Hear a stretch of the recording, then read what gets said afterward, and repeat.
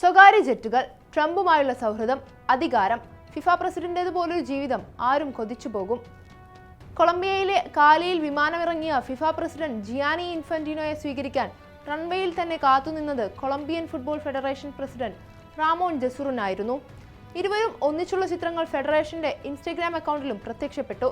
പക്ഷേ വെള്ളിയാഴ്ച ഇൻഫാന്റിനോ കൊളംബിയയിലെത്തിയത് വെറും ഒരു football മീറ്റിംഗിനായിരുന്നില്ല. There was something bigger. രാജ്യത്തിന്റെ പുതിയ പ്രസിഡന്റ് അബെലാർഡോ ഡില എസ്പ്രില്ലയുടെ സത്യപ്രതിജ്ഞാ ചടങ്ങിൽ പങ്കെടുക്കാനായിരുന്നു ഇൻഫാന്റിനോയുടെ യാത്ര. അദ്ദേഹത്തിനൊപ്പം കോൺമെബോൾ പ്രസിഡന്റ് അലഹാൻദ്രോ ഡൊമിഗ്യോസും ഉണ്ടായിരുന്നു. ലോകത്തിലെ ഏറ്റവും വലിയ കായിക ഭരണസമിതിയായ ഫിഫയുടെ തലവനാണ് ജിയാനി ഇൻഫന്റിനോ. പക്ഷേ അദ്ദേഹത്തിന്റെ ജീവിതം പലപ്പോഴും ഒരു സ്പോർട്ട് അഡ്മിനിസ്ട്രേറ്ററിനേക്കാൾ ഒരു രാഷ്ട്ര തലവന്റേത് പോലെയാണ്. Private jets, police Escorts, luxury cars and millions in salary, ഇതെല്ലാം ഇൻഫാന്റിനോയുടെ ജീവിതത്തിന്റെ ഭാഗമാണ്. രാഷ്ട്രതലവന്മാരെ പോലെയുള്ള യാത്രകൾ. ഇക്കഴിഞ്ഞ ആഴ്ച മൊറോക്കയിലെ റബാത്തിലുള്ള ഫിഫ ആസ്ഥാനത്തേക്ക് ഇൻഫാന്റിനോ എത്തിയതും വൻ സന്നാഹത്തോടെയാണ്. തനിക്കായി അനുവദിച്ചിട്ടുള്ള ഖത്തർ എയർവേസിന്റെ എക്സിക്യൂട്ടീവ് ജെറ്റിലാണ് ഇൻഫാന്റിനോയുടെ പല യാത്രകളും. 2026 ലോകകപ്പ് സമയത്ത് ഈ സ്വകാര്യ ജെറ്റിൽ ഒരേ ദിവസം 3 വിമാനയാത്രകൾ വരെ നടത്തി. 2 മത്സരങ്ങൾ വീതം കാണാൻ ഇൻഫാന്റിനോ യാത്ര ചെയ്തിരുന്നു.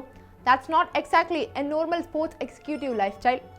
ഒരു കായിക സംഘടനയുടെ തലവൻ എന്നതിലുപരി ഒരു രാജ്യത്തിന്റെ പ്രസിഡന്റിനെ പോലെയാണ് അദ്ദേഹത്തിന്റെ യാത്രകൾ.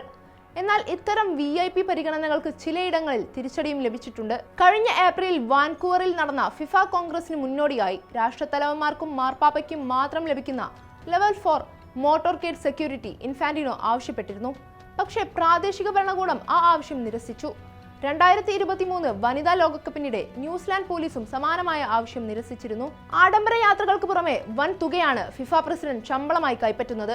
2016 ഫിഫ പ്രസിഡന്റായി തിരഞ്ഞെടുക്കപ്പെട്ടപ്പോൾ ലഭിക്കുന്നതിന്റെ 3 ഇരട്ടിയാണ് ഇപ്പോഴത്തെ വാർഷിക പ്രതിഫലം.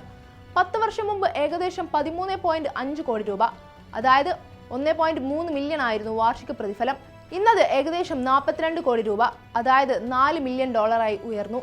ഇതിൽ ഏകദേശം 23 കോടി രൂപ അടിസ്ഥാന ശമ്പളവും 19 കോടി രൂപ ബോണസുമാണ്. അതിനു പുറമെ യാത്രകൾക്കും ജീവിത ചെലവുകൾക്കുമായി പ്രതിവർഷം ഏകദേശം 21 ലക്ഷം രൂപ, അതായത് 20,500 പൗണ്ട് വേറെയും ലഭിക്കുന്നുണ്ട്. ഇത്രയും വലിയ ശമ്പളത്തിന് താൻ അർഹനാണെന്നാണ് ഇൻഫാന്റിനോയുടെ വാദം. കാരണം ഫിഫയ്ക്ക് റെക്കോർഡ് വരുമാനം ഉണ്ടാക്കി കൊടുക്കുന്നതുകൊണ്ടാണ് ഈ പ്രതിഫലം ലഭിക്കുന്നതെന്നാണ് അദ്ദേഹത്തിന്റെ നിലപാട്. But money is only one part of the story.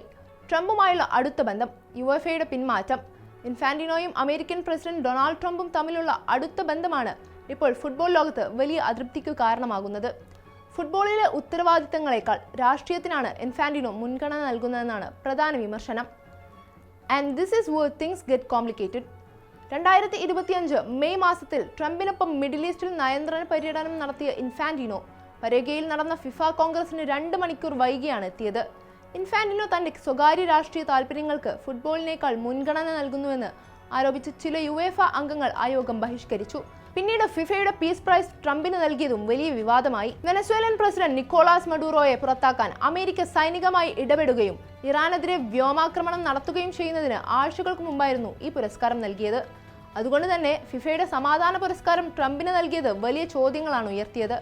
അതുമാത്രമല്ല, ഈ വർഷം ആദ്യം ഗസയുടെ പുനർനിർമ്മാണത്തിന്റെ മേൽനോട്ടത്തിനായി ട്രംപ് രൂപീകരിച്ച ബോർഡ് ഓഫ് പീസിന്റെ ആദ്യ യോഗത്തിലും ഇൻഫാന്റിനോ അപ്രതീക്ഷിതമായി പങ്കെടുത്തു. Football was no longer the only conversation.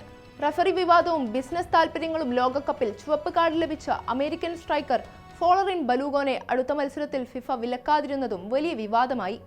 ചുവപ്പ് കാർഡ് പുനർപരിശോധിക്കാൻ താൻ വ്യക്തിപരമായി ഇൻഫാന്റിനോയെ വിളിച്ചിരുന്നുവെന്ന് ട്രംപ് തന്നെ പരസ്യമായി പറഞ്ഞിരുന്നു. ഇത് സ്വതന്ത്ര സമിതി എടുത്ത തീരുമാനമാണെന്നാണ് ഇൻഫാന്റിനോയുടെ വാദം. പക്ഷേ ലോകകപ്പിന്റെ അവസാന വാരാന്ത്യത്തിൽ ന്യൂയോർക്കിലെ ട്രംപ് ടവറിൽ ഇരുവരും ഒന്നിച്ച് പ്രത്യക്ഷപ്പെട്ടതോടെ സംശയങ്ങൾ വീണ്ടും ശക്തമായി. And then came the business controversy. ലോകകപ്പിന്റെ വാണിജ്യാവകാശങ്ങൾ സ്വകാര്യ കമ്പനികൾക്ക് വിൽക്കാൻ ശ്രമിച്ച ഫിഫ ഫോർവേഡ് എന്റർപ്രൈസ് പദ്ധതിയാണ് ഏറ്റവും ഒടുവിൽ വലിയ വിവാദമായത്. ഈ പദ്ധതിക്കെതിരെ വിമർശനം ശക്തമായതോടെ ഇൻഫാന്റിനോയ്ക്ക് മാപ്പ് പറയേണ്ടി വന്നു. പക്ഷേ അതോടെ പ്രശ്നങ്ങൾ അവസാനിച്ചില്ല. പദ്ധതിയിലെ നിക്ഷേപകർക്ക് ട്രംപിന്റെ മരുമകൻ ജാരഡ് കുഷ്നറുടെ സഹോദരനുമായി ബന്ധമുണ്ടായിരുന്നു എന്ന റിപ്പോർട്ടുകൾ പുറത്തുവന്നു. ഇതോടെ ഇൻഫാന്റിനോയും ട്രംപും തമ്മിലുള്ള രാഷ്ട്രീയ വാണിജ്യ ബന്ധങ്ങളെക്കുറിച്ചുള്ള ചോദ്യങ്ങൾ കൂടുതൽ ശക്തമായി. അതേസമയം ഫിഫയുടെ ടൂർണമെന്റുകൾ ബഹിഷ്കരിക്കുമെന്ന യുവേഫയുടെ ഭീഷണിയും ഇപ്പോഴും നിലനിൽക്കുന്നുണ്ട്. 29 ദിവസത്തിനുള്ളിൽ പോളണ്ടിൽ അണ്ടർ 20 ലോകകപ്പ് ആരംഭിക്കാനിരിക്കെ ഈ പ്രശ്നങ്ങൾ എങ്ങനെ തീർപ്പാക്കുമെന്നാണ് ഇനി കാണേണ്ടത്. Because this is bigger than football now. പണം, രാഷ്ട്രീയം, ബിസിനസ്, അധികാരം ഇവയെല്ലാം ഒരുമിച്ച് ചേരുന്നിടത്താണ് ഇന്ന് ജിയാനി ഇൻഫന്റിനോയുടെ ഫിഫ.